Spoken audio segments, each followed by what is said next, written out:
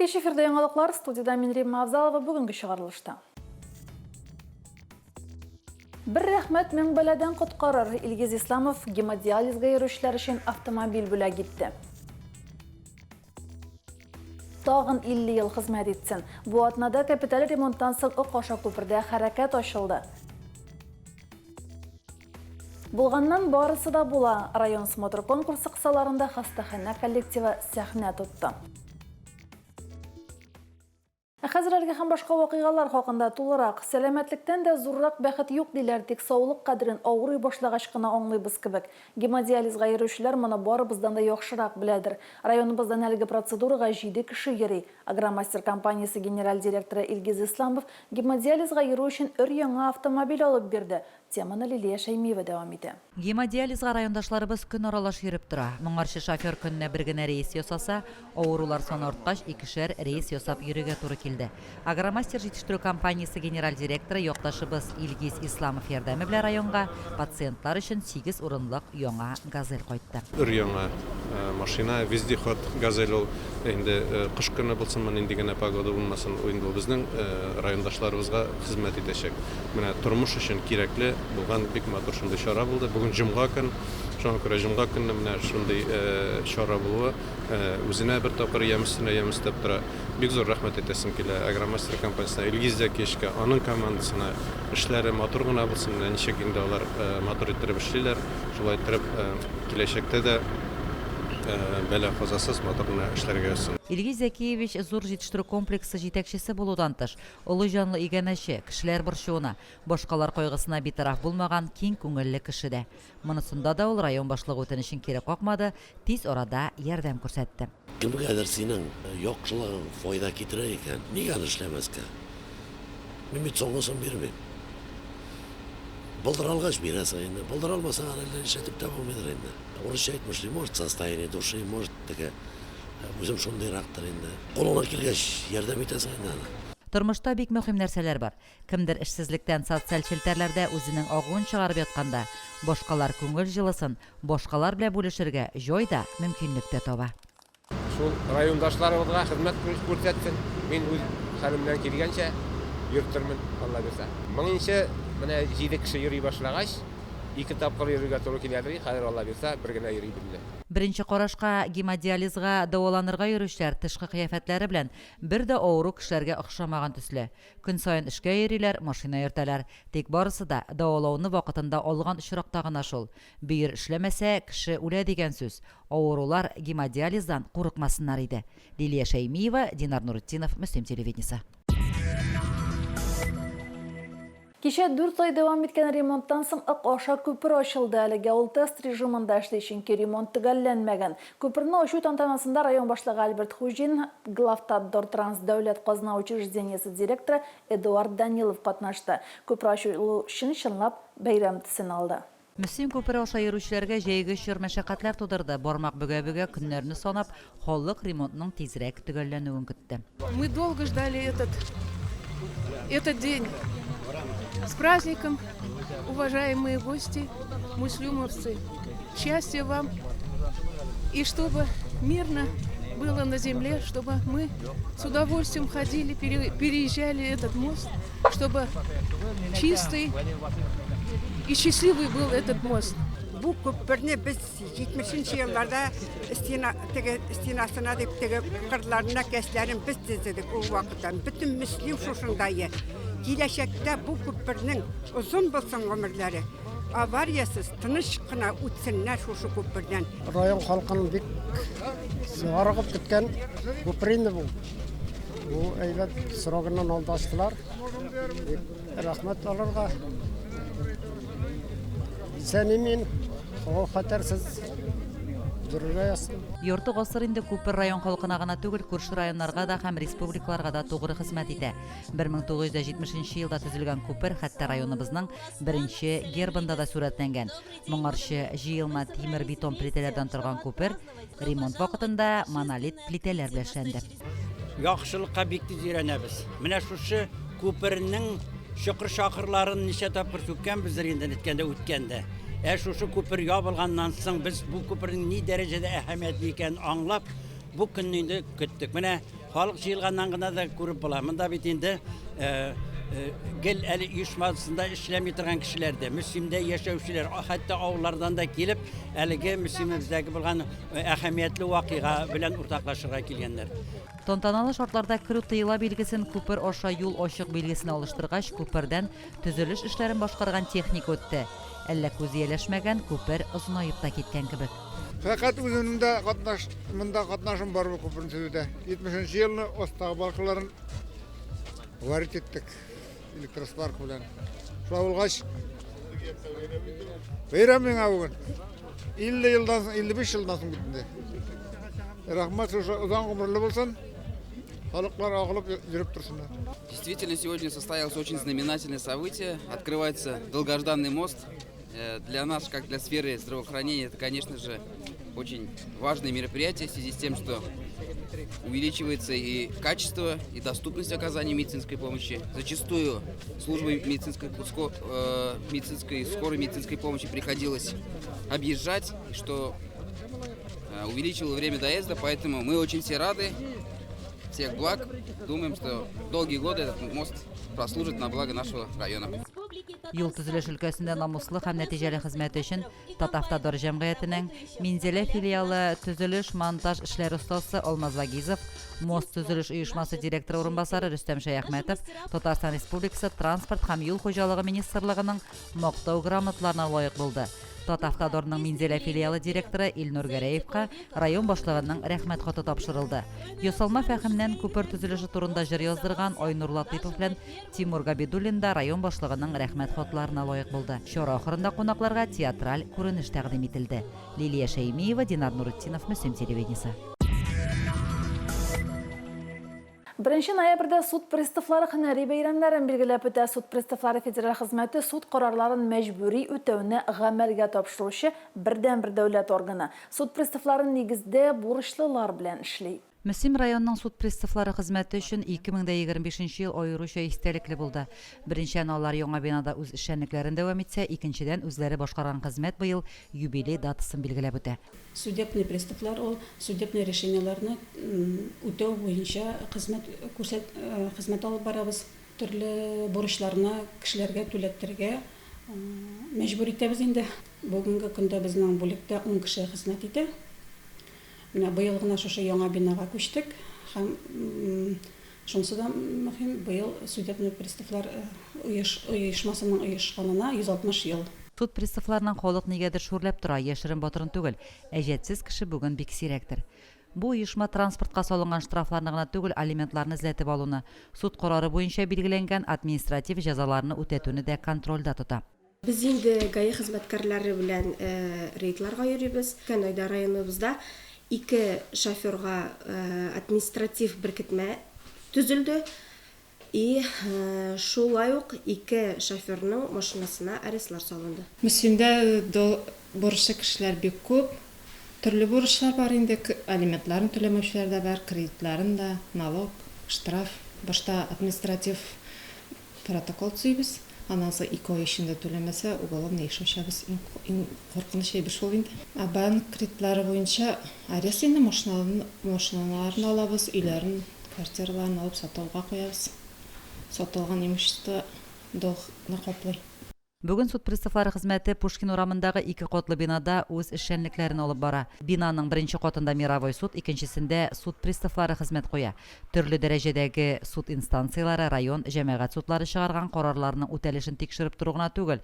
Бу хезмәтне башкаручылар гражданнар белән дә, юридик затлар белән дә эшлиләр. Ипотека кредитлары һәм юхиди штрафлары буенча зур бурычларны түләтү белән дә шөгыльләнәләр. Лилия Шәймиева, Динар Нуретдинов, Мөслим телевидениесе.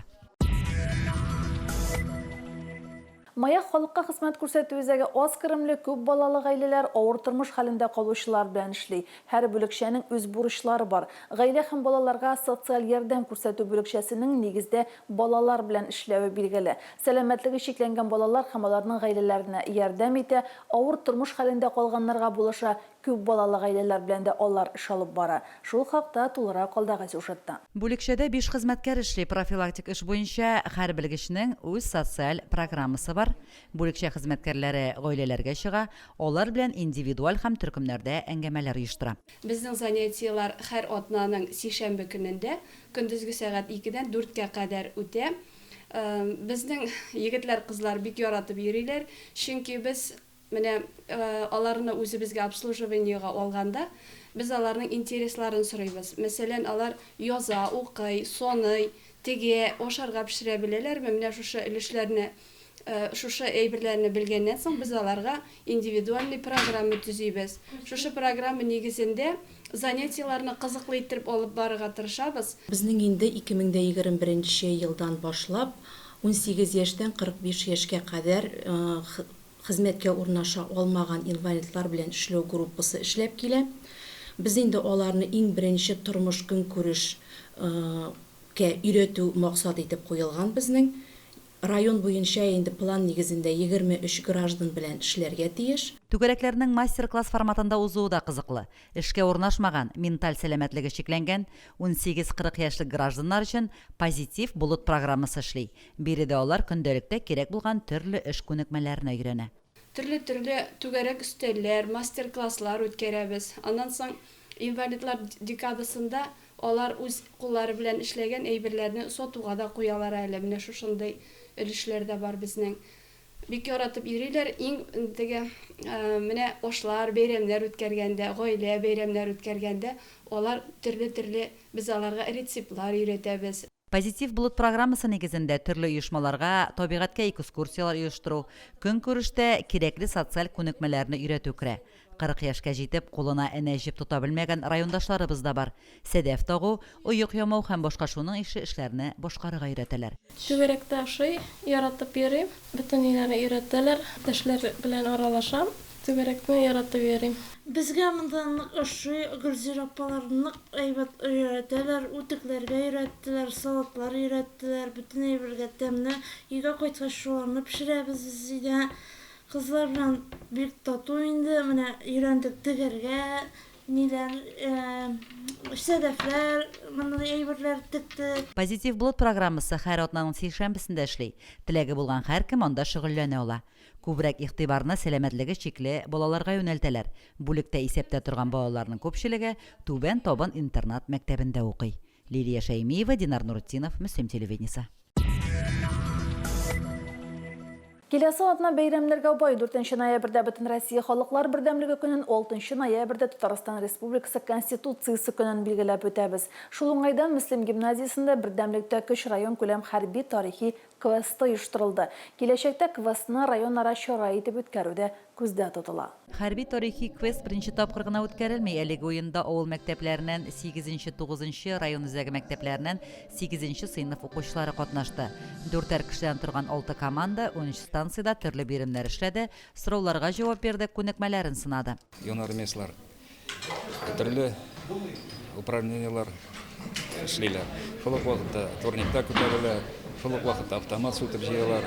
Бу уңната инде безнең балаларның әзерлеген армия сафларына әзерләнү буенча шулай ук инде ГТО нормативларында тапшыралар. Безнең максат укучыларның мәктәптә алган белемнәренең чыннан да кирәклеге һәм аларны тагын бер кабатларга истә калдырырга инде бер этәргеч булыр дип торабыз. Һәм инде безнең киләсе елга инде шушы уеннарны районара итеп тә үткәрү теләге бар. Уен укучыларның тормыш иминлеге нигезләре һәм ватан тарихы буенча белемнәрен актуальләштерде. Укучылар Калашников автоматын сүтеп җыйды, физик әзерлекләрен күрсәттеләр.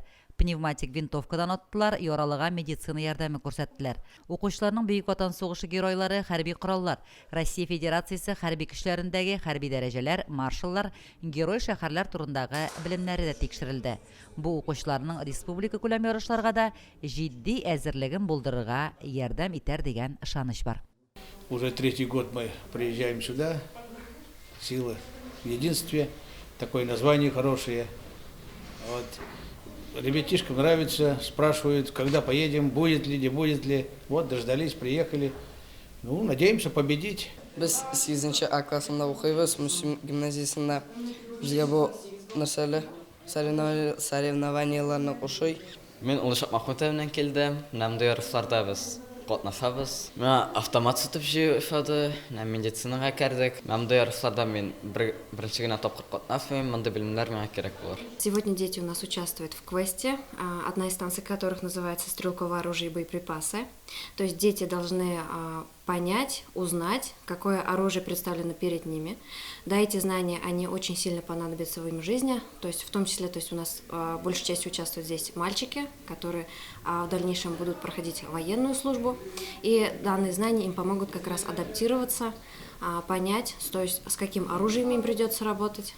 Квест Мөслим гимназиясы инициативасы белән оештырылды. Станцияларда мәктәп волонтерлары да эшләде. Алар да катнашучыларга бик таләпчән булды. Белемнәрне гамәли яктан ныгытырга ярдәм итүче әлеге җитди уен кайнар кыймаклы чәй өстәле артында тәмамланды. Уен нәтиҗәләре буенча 1нче урынга Мөслим гимназиясы, 2нче урынга Мөслим урта мәктәбе, 3нче урынга Улышакмак мәктәбе, 4нче урынга лицей командасы лаек булды. Җиңүчеләргә кубоклар, дипломнар тапшырылды. Лилия Шаймиева, Динар Нурутдинов, Мөслим телевидениесе.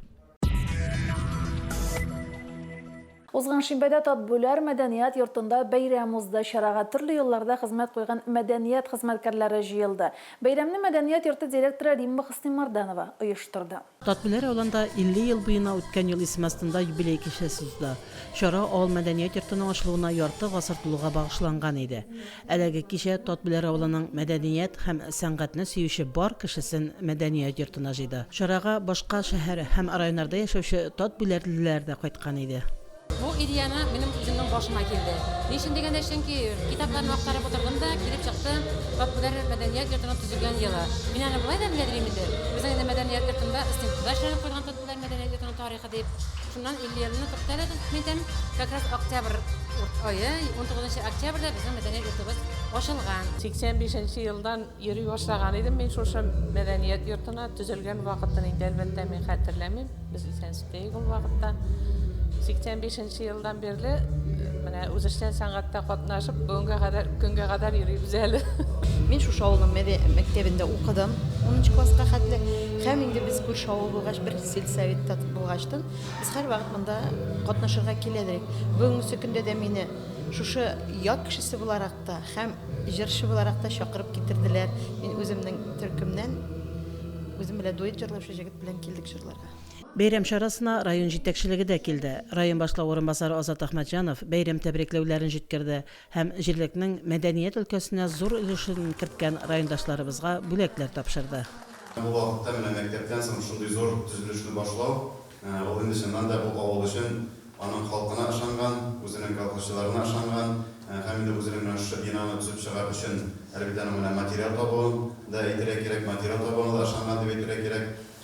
Һәм төзүчеләр белән берлектә менә шунда эшләгән кешеләргә, ярдәм иткән кешеләргә бик зур рәхмәт әскилә. Исәнсов авыл җирлеге башлыгы Иршат Салихов та мәдәният йортын салуда катнашуын искә алды, хатирәләре белән уртаклашты. Кылып жок бит инде, искесе дә, яңасы да җәйгенә. Бөтен яшьләр уй без яланда ятып. Гармон белән бөтен уеннар уйнап дәртле булган инде ул вакытта. Ләшә үтән авылында килә башлады. Шундый матур итеп яшәгән чакларында яшьлек искә төшә. Чара мәдәният йорты каршында эшләүче ансамбльнең үзешчәннәрнең, бәйрәм кунакларының җырлары, биюләре белән үрелеп барды. Фәридә Гантинова, Динар Нуртдинов, Мөслим телевидениесе. Алар шатлыгы безнең шатлык ул, алар даны безнең дә дан ул. Үзешчән сәнгатьтә катнашучыларның район смотр конкурсы быел шундый исем астында бара. Смотр конкурста беренче булып хастаханә коллективы концерт куйды. Тамашачылар концертны бик шатты. Залда Олмат шәһәрлектә урын юк иде. Сәламәтлек өлкәсенә хезмәт куючыларның концертлары һәр вакыт үзенә күп тамашачы җыя. Иҗат концерты Фатих Кәримнең кыңгыраулы яшел гармон әсәреннән күренеш белән башланып китте. Залдагылар ихтыярсыз сугыш еллары шул чырларның мөхитенә кирип киткәндәй булды. Медицина хезмәткәрләре һәр эштә дә өлге булалар. Һәрберсендә дә үзләрен яхшы яктан гына күрсәтәләр. Бар җирдә дә җитешәләр. Җырда да, биюдә дә, хезмәттә дә. Аларга мин барып семьяларында бәхетле тормыш телим, сәламәтлек, балаларының игілігін де рәхмәтендә генә яшәүләрен теләп калабыз. Память о военных событиях, память о прошедших любых войнах в сердце каждого гражданина, каждого жителя и района, и республики, и страны. Поэтому мы с большим удовольствием изо всех сил стараемся и участвуем, принимаем участие в такого рода мероприятиях районного масштаба. Многие наши участники и на республиканский уровень выходят. Егетләр ансамбле башкаруындагы герман көе Регина Габайдуллинаның Аяз булсын күк йөзе җырын тыңлаганда күзләргә ихтыярсыз яшьләр килде. Сойлаган һөнәрләрне тугры кылган табиблар, шәфкать туташлары, сәламәтлек өлкәсенә хезмәт кылган һәр хезмәткәр иҗади концертка җаваплы карап, үзләре катнашкан һәр номерны профессиональ дәрәҗәдә башкарды. Елда куя торган концерты башка елларны. 18нче елдан бирле безнең концерт куйган юк. Шуңа күрә инде бу тәкъдим килеп төшү белән барыбыз да бик дәртләнеп шушы мероприятиегә әзерләнә башладык. Безне үзебезнең коллегаларыбыз да һәр вакытта да ярдәм иттеләр, безне репетицияларга җибәрделәр һәм безнең эштә юклыкны бик сизмәделәр дә дип әйтәсем килә. Табибта беренче чиратта җаваплылык, төгәллек. Без чөнки кеше гомере өчен җавап бирәбез. Эшебезгә җаваплы карамасак, без кешегә тиешенчә ярдәм дә күрсәтә алмыйбыз. Төгәллек тә бик мөһим, без бит инде бик төгәл дозировкалар, бик төгәл саннар белән эш итәбез. Намус белән хезмәт итү, белемгә омтылыш, һәр вакыт белемнәрне яңартып тору, һәр вакыт көн саен нәрсәндер булса, фәнни литература, әдәбият уку, миңа калса ул табибның кирәк сыйфатлары. Гаилә ансамбле чыгышлары, хор, дуэтлар, театральләштерелгән күренешләр, нәфис сүз, 28 номерга сыйып беткән иҗат концерты елатты да, җырлатты да. Концерттан райондашларыбыз тагын бик озак вакытка җитәрлек көч һәм дәрт алып кайтып китте. Лилия Шәймиева, Динар Нурутдинов, Мөслим телевидениесе. Бүгенге шулар Мирим Авзалова сезнең белән сау булашам. Алга таба сез иманыбызга кайтып тапшыруын карый аласыз. Бездән аерылмагыз.